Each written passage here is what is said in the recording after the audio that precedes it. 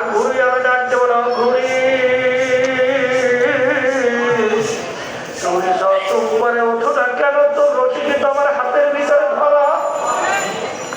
যখন সময় হয়ে যাবে তখন আমি নাটুলতে ফেল দেওয়া শুরু করব, আর ওই আকাশে থাকতে পারবে আমার বাবা।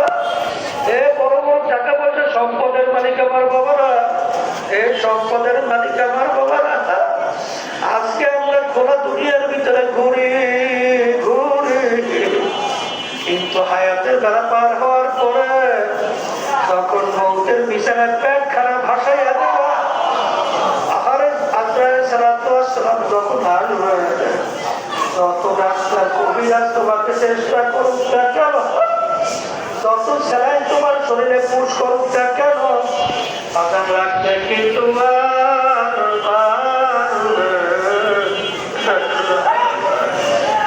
দুনিয়ার পাগল বরং আমার বাবারা, এখন দুনিয়ার দিকে একটু তাকাইয়া দেখো।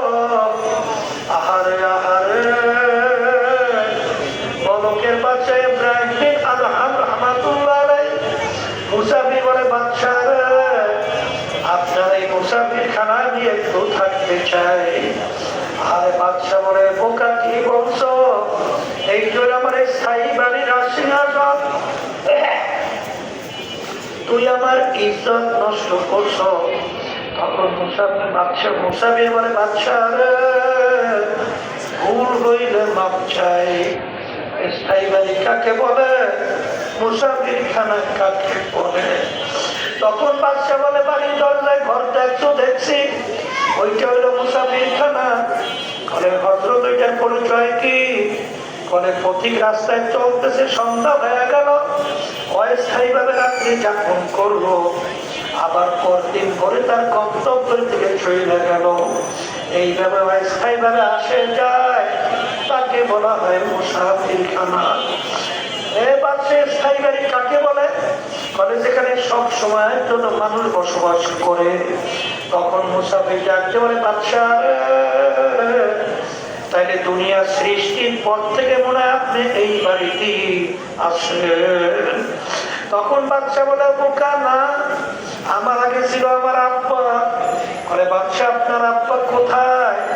বলে, সে তো কবরে চলে গেছে। মুসাফির ডাকতে বলে, বাদশা রে, আপনার আব্বা কি আর আসবে না? তখন বাদশা বলে, পাগল মুসাফির, একবার মানুষ দুনিয়া থেকে বিদায় দিয়ে কবরে গেলে আর কোনদিন আসে না। আপনার আব্বার আগে কে ছিল?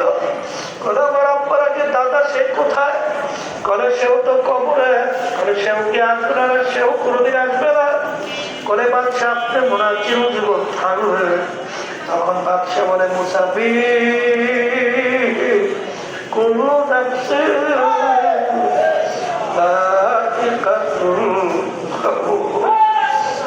মুসাফির মানুষ বরং সে, আমার একদিন দুনিয়া থেকে বিদায় নিয়ে কবরে যাওয়া লাগবে। বলে, বাদশা আপনি কি আর আসবেন না? না, কোনদিন আসবো না। তখন মুসাফির বলে, বাদশা আপনি আমাকে বলছেন বোকা, আসলে বড় বোকা তো আপনি। এবার সে আপনার বাড়ির দরজায় মুসাফির খানা, একবার মানুষ থাইকা চলে গেলে আবার চেষ্টা করলে থাকতে পারে, কিন্তু আপনার এই মুসাফির খানা খেতে যদি একবার কেউ বের হয়ে যায় আর কোনদিন আসে না। মুসাফির হাতে হাত সবাই কবর कोई आगे रवाना कोई पीछे रवाना। বলার সঙ্গে সঙ্গে বাদশার চিন্তার পরিবর্তন ঘটে গেল। বাদশাহ ইসাইরা আরে যখন শায়েখের কাছে ওই সাদিকিন বান্দাদের সঙ্গে স্পর্শে গেল, যাওয়ার পরে এমন ভাবে তার আত্মশুদ্ধি করাইল, কিয়ামত পর্যন্ত মানুষ তার নাম স্মরণ করতে থাকবে। আফসোস, পলক মরক্কোর বাদশাহ ইব্রাহিম বিন আদহাম রহমাতুল্লাহি আলাইহি বাদশাহী ছাড়লো আল্লাহকে পাওয়ার জন্য। সাহাবায়ে কেরামরা বাড়িঘর ছাড়লো, হিজরত করলো, আরে পেটে খুদায় পাথর পেটে বাঁধলো আল্লাহকে পাওয়ার জন্য। আর বর্তমানে এক শ্রেণীর ইসলামের নাম দল দিয়া নাম দিয়া ওরা আল্লাহকে ছাড়ে ক্ষমতা পাওয়ার জন্য। ক্ষমতা পাওয়ার জন্য আল্লাহকে ছাড়ে। আল্লাহর বান্দারা, আমার মালিকের কাছে সবসময় দোয়া করো, রব্বানা লা তুজিগ কুলুবানা বা'দা ইয হাদাইতানা ওয়া হাব লানা মিন লাদুনকা রাহমাতান ইন্নাকা আনতাল ওয়াহ্হাব। কবরের যাত্রীরা, আমার মুসলমান ভাইরা, পর্দারের মা বোনেরা, কোরআনুল কারীম এখন আমাদের মাঝে আছে না না? কোরআনুল কারীমের ভিতরে এখনো চ্যালেঞ্জ আছে না ভাই?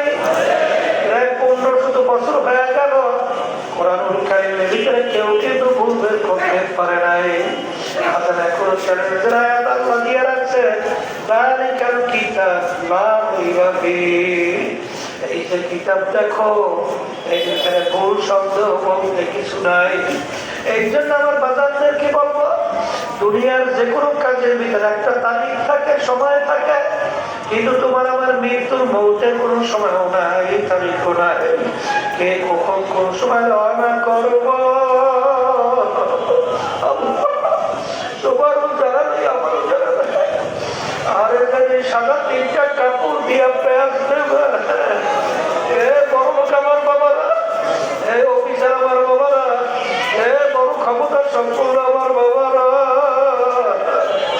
এখন তাকাইয়া দেখো কেমন দেখা যায়।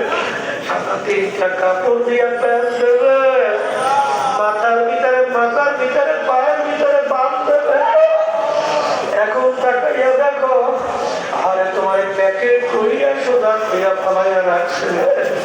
এখন দুনিয়া থেকে তাকাইয়া দেখো, আখেরে কই তোমার কোমরের টাকা চাবি কাইতে নিয়ে যায়, তোমার জামা কাইতে নিয়ে যায়।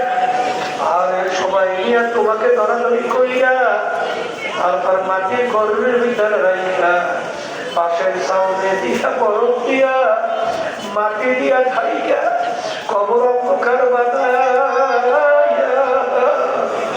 যার যার কাজের ভিতরে লিপ্ত হয়, তোমার খবর আর নিতে পারে না।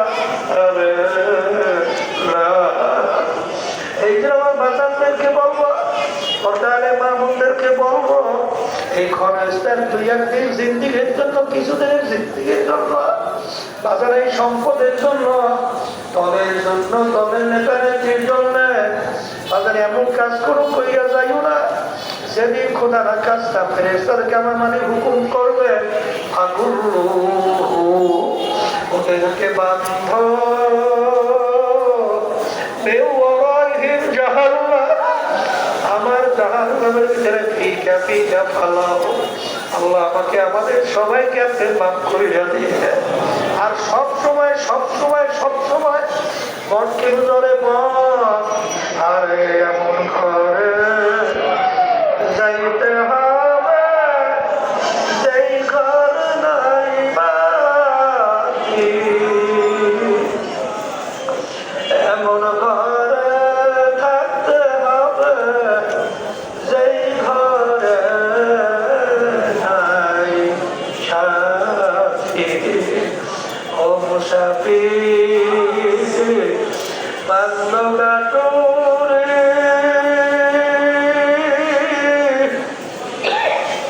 বহুদূরে ঠিকানা, আসবি জানা কাল